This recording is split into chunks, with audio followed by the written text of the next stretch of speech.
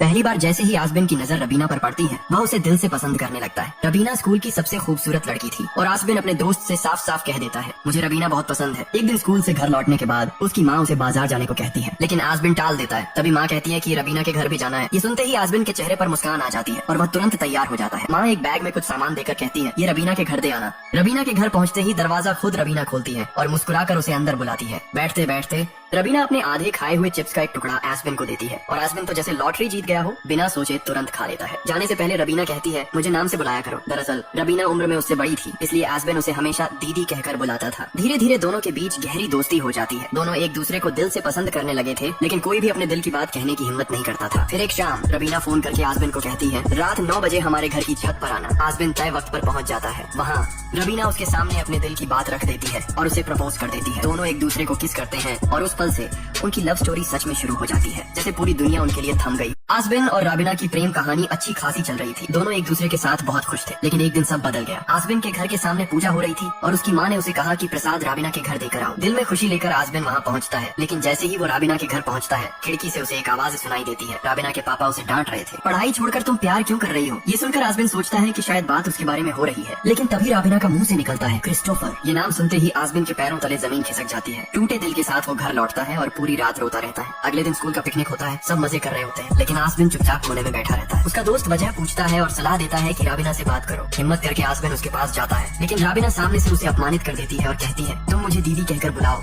ये सुनकर आसबिन को यकीन हो जाता है कि रबीना ने उसे धोखा दिया है और उसकी मोहब्बत एक ही पल में खत्म हो जाती है। रबीना ने जब आसबिन को सबके सामने अपमानित करके उसकी जिंदगी से निकाल दिया, तब वो अंदर से पूरी तरह टूट चुका था। प्यार पर उसका भरोसा ही उठ चुका था। सालों बाद एक दिन आसबिन अपनी सहेली की शादी में जाता है और वहाँ उसकी नजर एक लड़की पर पड़ती है, मीरा। वो उसे देखकर हाथ हिला रही थी। दरअसल मीरा आसबिन को पहले से जानती थी। शादी के बाद मीरा इशारे से उसे बुलाती है कि वो उससे मिले। दोनों मिलते हैं और उनकी दोस्ती गहरी होती जाती है। मीरा आसबिन का ख्याल रखती है, उसके साथ हंसती खेलती है, तस्वीरें खिंचवाती है और धीरे धीरे उस पर दिल हार बैठती है। एक दिन दोनों नदी किनारे बैठे होते हैं, तभी मीरा आसबिन को प्रपोज कर देती है और फिर उसे किस कर देती है। उस पल आसबिन के जहन में रबीना का धोखा फिर से ताजा हो जाता है, लेकिन थोड़ी देर सोचने के बाद वो हाँ कर देता है, क्योंकि सच यही है, जिंदगी में हर कोई सही इंसान का इंतजार करता है और आसबिन के लिए वो इंसान थी मीरा।